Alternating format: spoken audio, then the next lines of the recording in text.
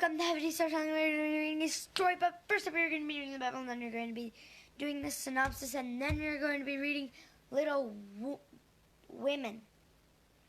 Alright, I did it right. Hope you guys enjoy. Make sure to like and subscribe and bell on the video.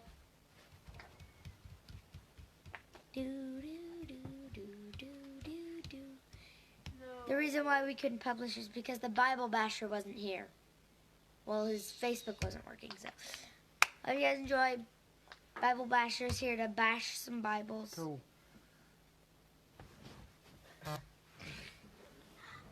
Hello! Thank you everybody for showing up. Unfortunately, I think we can only do one chapter today. I was hoping to do two, but I think this book has longer chapters than the last book. So, or part two.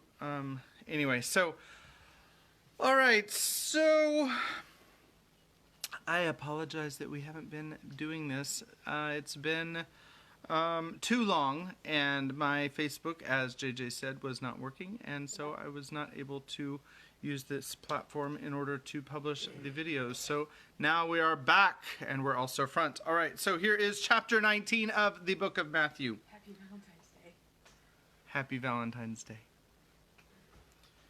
Now when Jesus had finished these sayings, he went away from Galilee and entered the region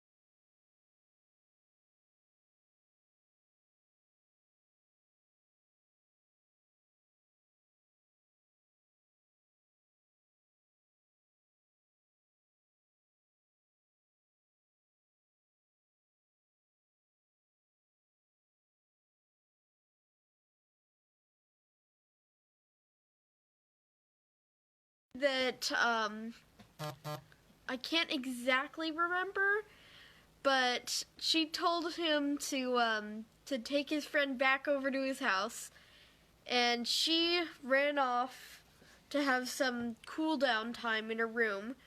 And what happened was John had his friend over and had bread and cheese or something like that, and they were very happy and had a lot of fun. And Meg, when she found out that that his friend had been there, she was so embarrassed. But they eventually made up the next day. And I think that Meg was the first to apologize. Yeah, I don't remember. I think so. Here's Dad.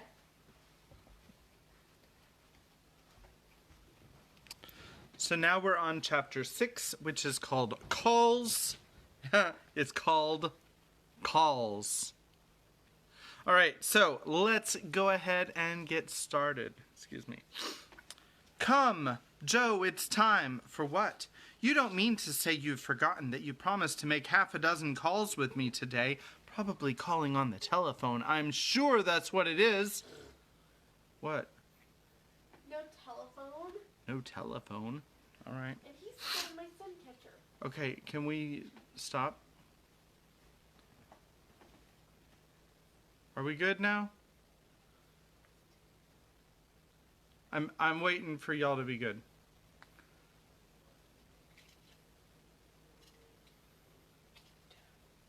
Okay. Come, Joe, it's time. For what? You don't mean to say that you've forgotten that you promised to make half a dozen calls with me today. I've done a good many rash and foolish things in my life, but I don't think I ever was mad enough to say I'd make 6 calls in one day when a single one upsets me for a week. I can completely understand, especially when you get some kind of automated system and you just kind of go around in circles. And oh, I don't think it's the same kind of call. All right. Yes, you did. It was a bargain between us. I was to finish the Crayon of Beth for you, and you were to go properly with me and return our neighbors' visits. If it was fair, that was in the bond, and I stand to the letter of my bond, Shylock. There is a pile of clouds in the east. It's not fair, and I don't go. Now that's shirking. It's a lovely day, no prospect of rain, and you pride yourself on keeping promises. So be honorable, come and do your duty, and then be at peace for another 6 months. At that minute, Jo was particularly absorbed in dressmaking, for she was mantua maker general to the family and took special credit to herself because she could use a needle as well as a pen. It was very provoking to be arrested in the act of a first trying on and ordered out to make calls in her best array on a warm July day. She hated calls of the formal sort and never made any till Amy cornered her with a bargain, bribe, or promise. In the present instance, there was no escape, and having clashed her scissors rebelliously, while protesting that she smelt thunder, she gave in, put away her work, and, taking up her hat and gloves with an air of resignation, told Amy the victim was ready. Jo March, you are perverse enough to provoke a saint. You don't intend to make calls in that state, I hope, cried Amy, surveying her with amazement. Why not? I'm neat and cool and comfortable, quite proper for a dusty walk on a warm day. If people care more for my clothes than they do for me, I don't wish to see them. You can dress for both and be as elegant as you please. It pays for you to be fine. It doesn't for me, and furbelows only worry me. Oh dear, sighed Amy, now she's in a contrary fit, and will drive me distracted before I can get her properly ready. I'm sure it's no pleasure to me to go today, but it's a debt we owe society, and there's no one to pay it but you and me. I'll do anything for you, Jo, if you'll only dress yourself nicely and come and help me do the civil. You can talk so well, look so aristocratic in your best things, and behave so beautifully. If you try, that I'm proud of you. I'm afraid to go alone. Do come and take care of me. You're an artful little puss to flatter and wheedle your cross old sister in that way. The idea of my being aristocratic and well-bred and your being afraid to go anywhere alone, I don't know which is the most absurd. Well, I'll go if I must, and do my best. You shall be commander of the expedition, and I'll obey blindly. Will that satisfy you?" said Joe, with a sudden change from perversity to lamb-like submission. "You're a perfect cherub. Now put on all your best things, and I'll tell you how to behave at each place so that you will make a good impression. I want people to like you, and they would if you'd only try to be a little more agreeable. Do your hair the pretty way, and put the pink rose in your bonnet. It's becoming, and you look too sober in your plain suit. Take your light kids and embroidered handkerchief. Take your light kids and the embroidered handkerchief. We'll stop at Meg's and borrow her white sunshade, and then you can have my dove-colored one." While Amy dressed, she issued her orders, and Joe obeyed them, not without entering her protest, however, for she sighed as she rustled into her new organdy, frowned darkly at herself as she tied her bonnet strings in an irreproachable bow, wrestled viciously with pins as she put on her collar, wrinkled up her features generally as she shook out the handkerchief, whose embroidery was as irritating to her nose as the present mission was to her feelings, and when she had squeezed her hands into tight gloves with 2 buttons and a tassel at the last touch of elegance, she turned to Amy with an imbecile expression of countenance, saying meekly, "I'm perfectly miserable, but if you consider me presentable, I die happy." "You are highly satisfactory. Turn slowly round and let me get a careful view." Joe revolved, and Amy gave a touch here and there, then fell back with her head on one side, observing graciously, "Yes, you'll do. Your head is all I could ask, for that white bonnet with the rose is quite ravishing. Hold back your shoulders and carry your hands easily, no matter if your gloves do pinch. There's one thing you can do well, Joe, that is, wear a shawl. I can't, but it's very nice to see you, and I'm so glad Aunt March gave you that lovely one. It's simple but handsome, and those folds over the arm are really artistic. Is the point of my mantle in the middle, and have I looped my dress evenly? I'd like to show my boots, for my feet are pretty, though my nose isn't." "You are a thing of beauty, and a joy forever," said Joe, looking through her hand with the air of connoisseur at the blue feather against the gold hair. "Am I to drag my best dress through the dust, or loop it up, please, ma'am?" "Hold it up when you walk, but drop it in the house. The sweeping style suits you best, and you must learn to trail your skirts gracefully. You haven't even buttoned one cuff. But do it at once. You'll never look finished if you are not careful about the little details, for they make up the pleasing whole." Joe sighed and proceeded to burst the buttons off her glove and in doing up her cuff, but at last both were ready and sailed away looking as pretty as pictures, Hannah said as she hung out of the upper window to watch them. "Now, Joe, dear, the Chesters are very elegant people, so I want you to put on your best deportment. Don't make any of your abrupt remarks or do anything odd, will you? Just be calm, cool, and quiet. That's safe and ladylike, and you can easily do it for 15 minutes, said Amy as they approached the first place, having borrowed the white parasol and been inspected by Meg with a baby on each arm. "Let me see. Calm, cool, and quiet. Yes, I think I can promise that. I've played the part of a prim young lady on the stage, and I'll try it off. My powers are great, as you shall see, so be easy in your mind, my child." Amy looked relieved, but naughty Joe took her at her word, for during the first call she sat with every limb gracefully composed, every fold correctly draped, calm as a summer sea, cool as a snowbank, and as silent as a sphinx.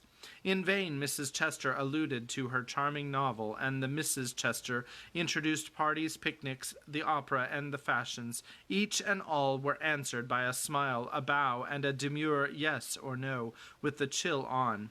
In vain Amy telegraphed the word talk, tried to draw her out, and administered covert pokes with her foot. Jo sat as if blandly unconscious of it all, with deportment like Maud's face, icily regular, splendidly null. What a haughty, uninteresting creature that oldest Miss March is, was the unfortunately audible remark of one of the ladies, as the door closed upon their guests. Jo laughed noiselessly all through the hall, but Amy looked disgusted at the failure of her instructions, and very naturally laid the blame upon Jo. "How could you mistake me so? I merely meant you to be properly dignified and composed, and you made yourself a perfect stock and stone. Try to be sociable at the Lambs, gossip as other girls do, and be interested in dress and flirtations and whatever nonsense comes up. They move in the best society, are valuable persons for us to know, and I wouldn't fail to make a good impression there for anything. I'll be agreeable, I'll gossip and giggle, and have horrors and raptures over any trifle you like. I rather enjoy this, and now I'll imitate what is called a charming girl. I can do it, for I have May Chester as a model, and I'll improve upon her. See if the Lambs don't say, 'What a lively nice creature that Jo March is.'" Amy felt anxious, as well she might, for when Jo turned freakish there was no knowing where she would stop.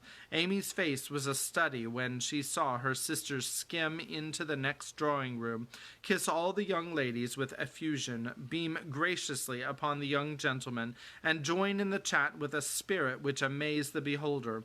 Amy was taken possession of by Mrs. Lamb, with whom she was a favourite, and forced to hear a long account of Lucretia's last attack, while three delightful young gentlemen hovered near, waiting for a pause when they might rush in and rescue her. So situated, she was powerless to check Jo, who seemed possessed by a spirit of mischief, and talked away as volubly as the old lady.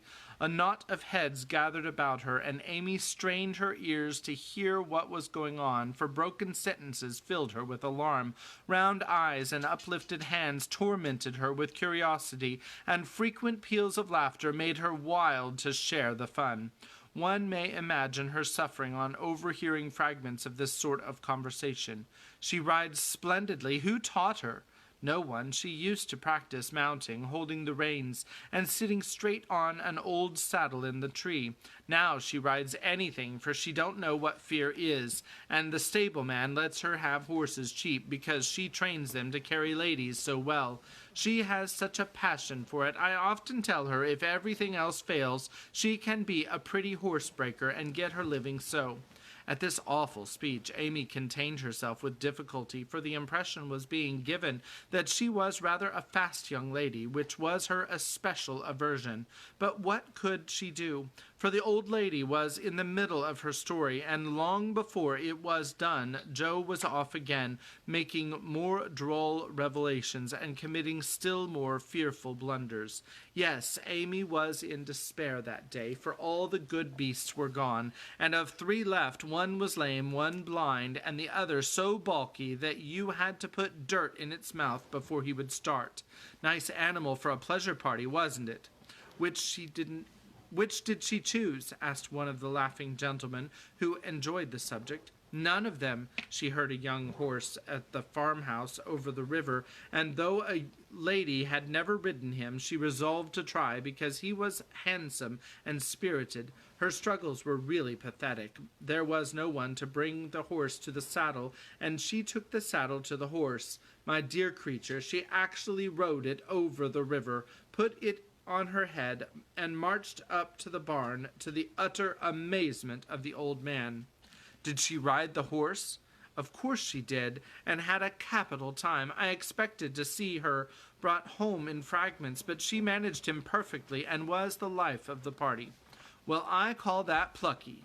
And young Mr. Lamb turned an approving glance upon Amy, wondering what his mother could be saying to make the girl look so red and uncomfortable.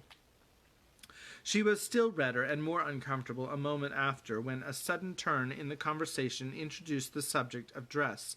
One of the young ladies asked Jo where she got the pretty drab hat she wore to the picnic, and stupid Jo, instead of mentioning the place where it was bought 2 years ago, must needs answer with unnecessary frankness, "Oh, Amy painted it. You can't buy those soft shades, so we paint ours any color we like.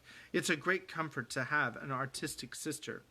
"Isn't that an original idea?" cried Miss Lamb, who found Jo great fun.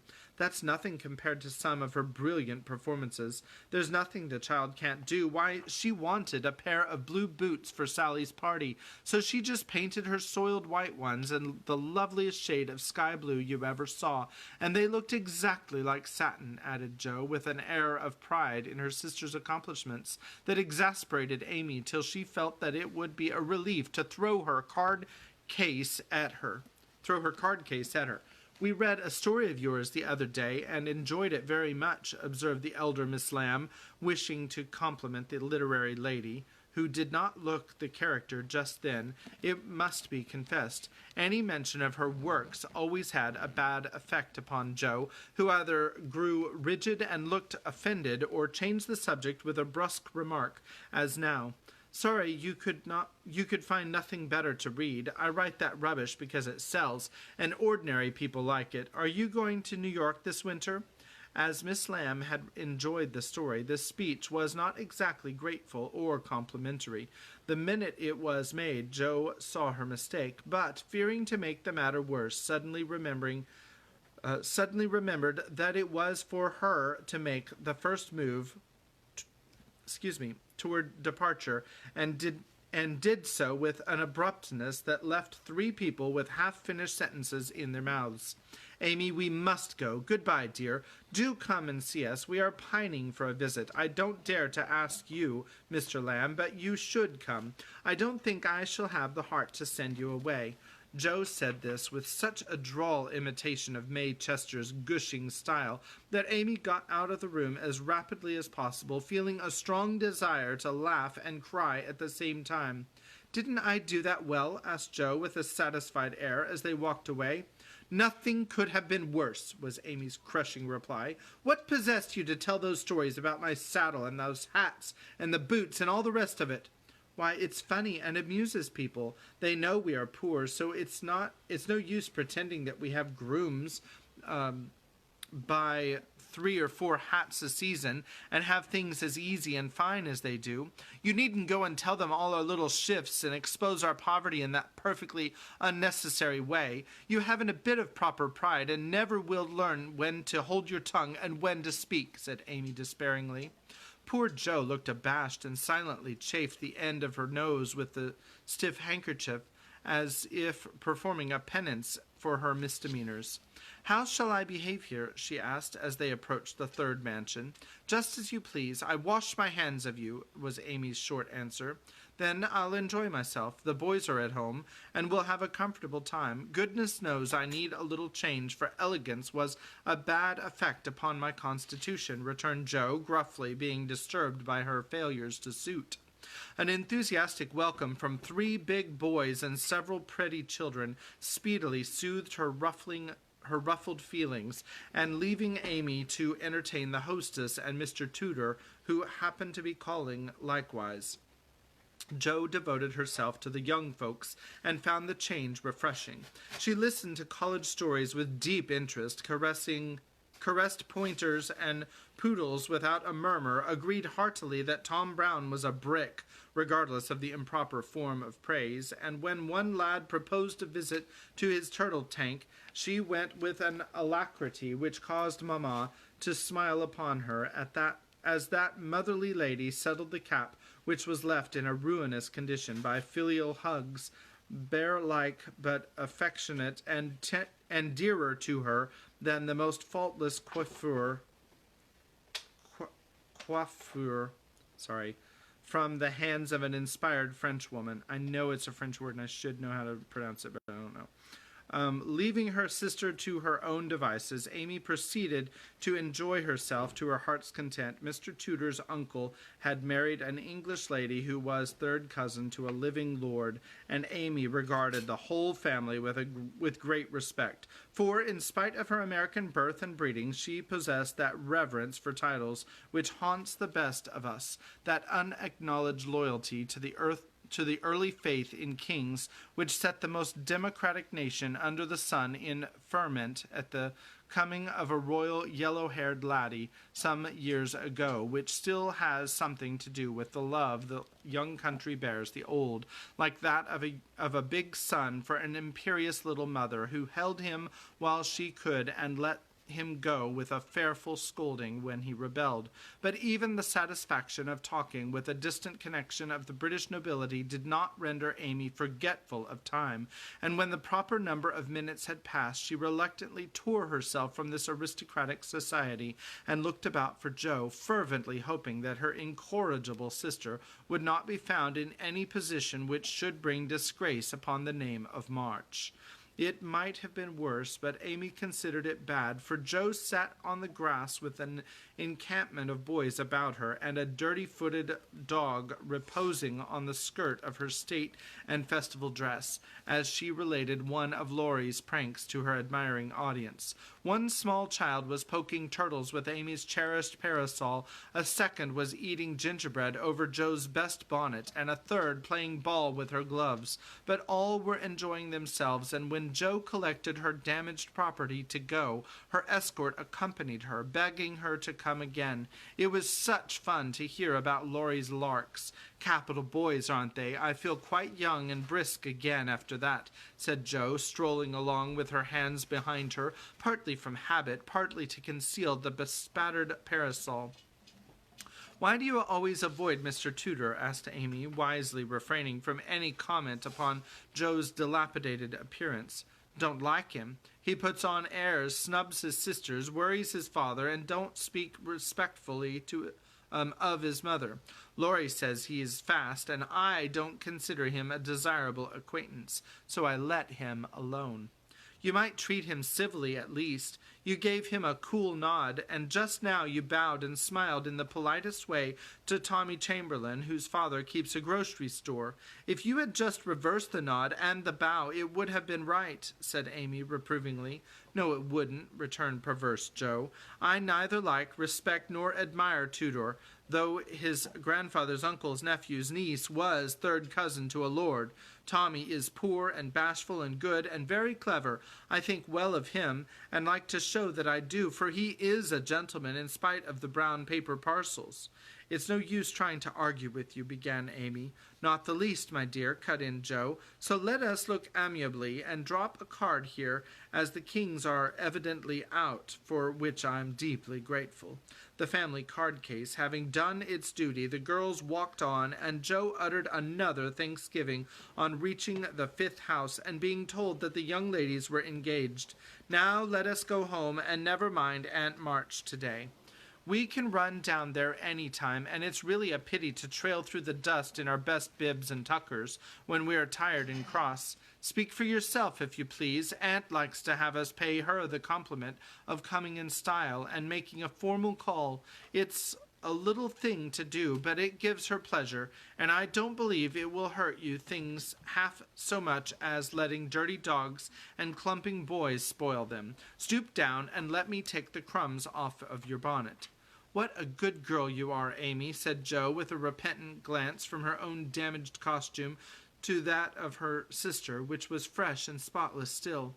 "I wish it was as easy for me to do little things to please people as it is for you.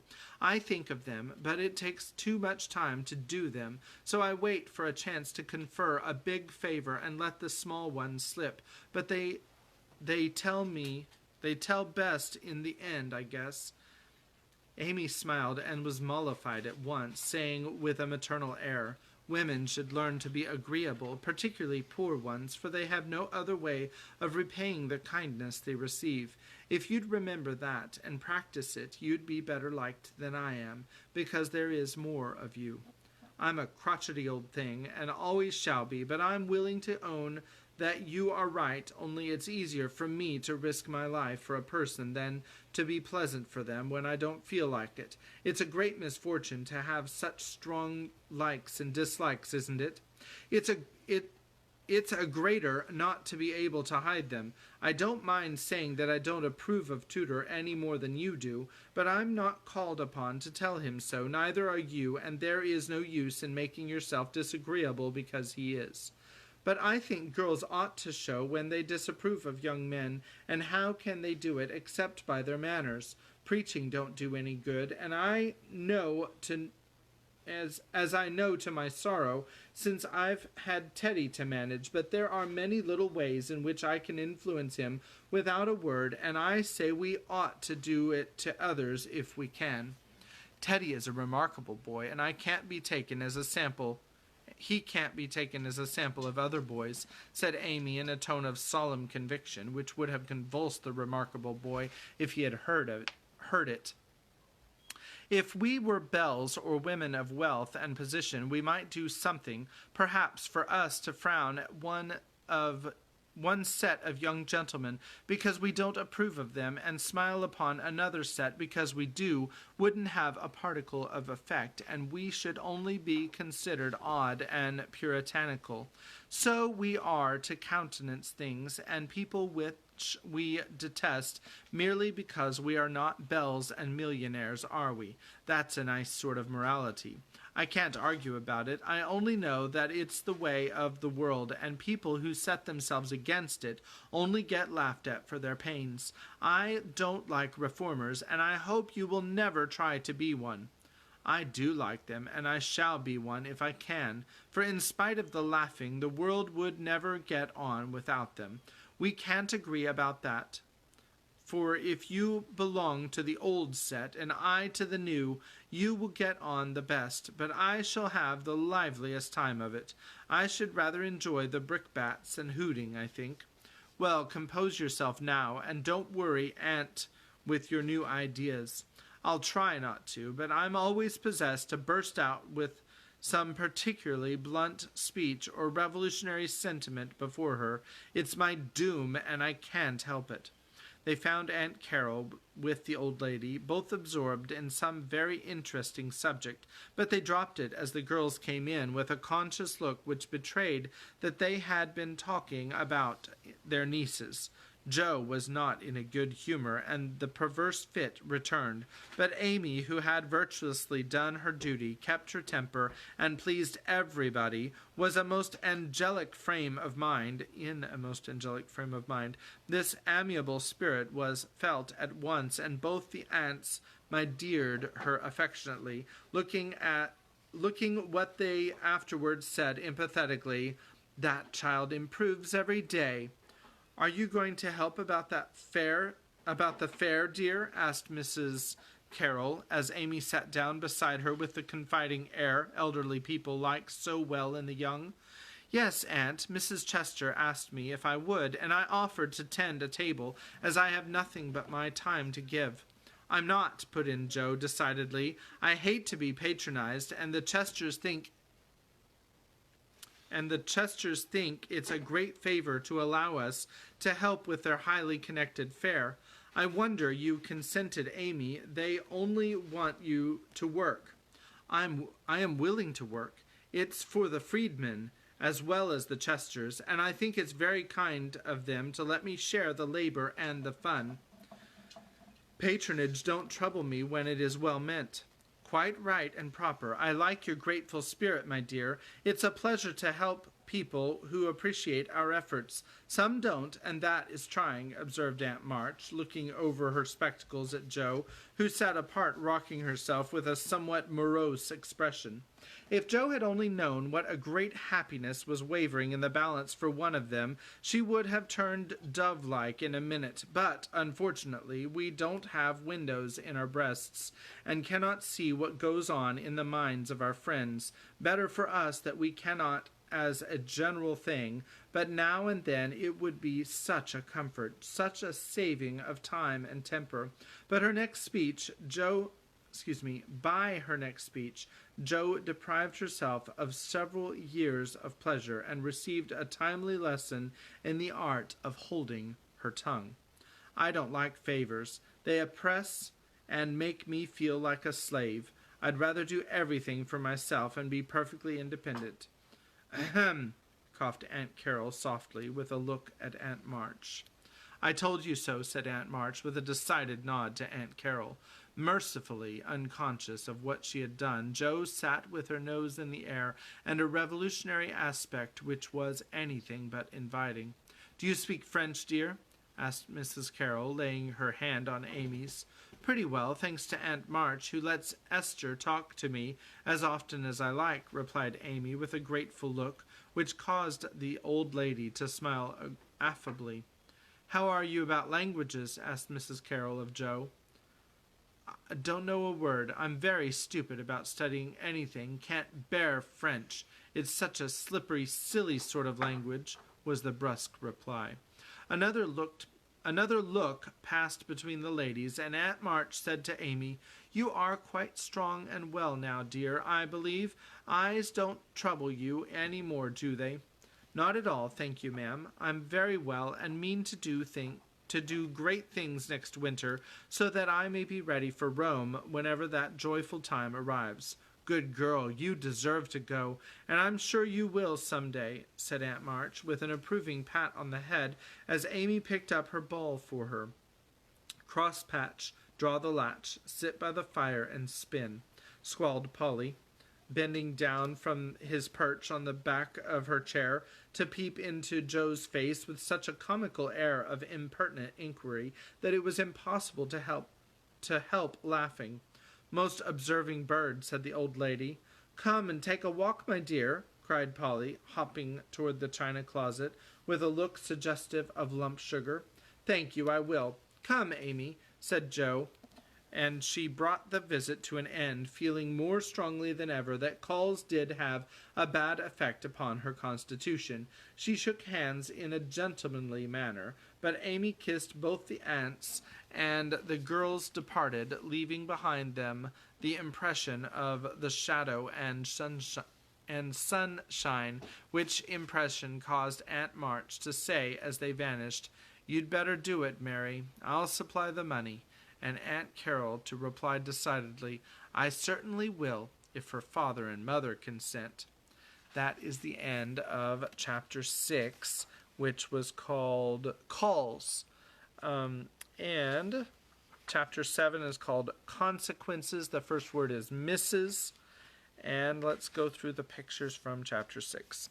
This is May Alcott showed her sympathy for the victims of slavery not only by helping to raise money for African American orphans, but also with her art. Her painting of a female slave titled La Négresse was exhibited at the Paris Salon in 1879. Here's a picture right here.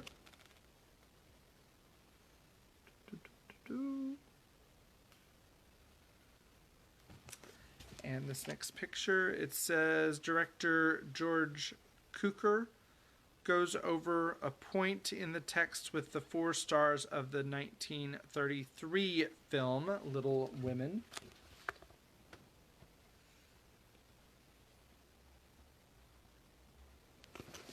And on October 5th, 1860, Edward Albert, Prince of Wales, paid his respects to the resting place of George Washington. Painter James Rossiter captured the scene in his Visit of the Prince of Wales, President Buchanan, and dignitaries to the tomb of Washington, Mount Vernon, October 1860. The picture. And a skilled and enthusiastic horsewoman, May Alcott told her journal that owning a horse would be her idea of perfect happiness. Here, Frank Merrill imagines Amy March in an equestrian scene.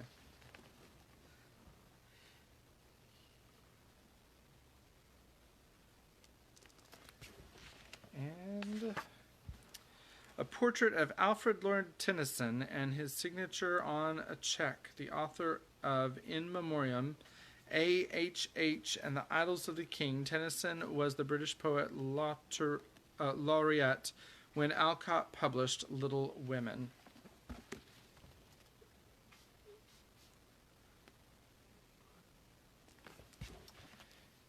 And that is all the pictures from that chapter.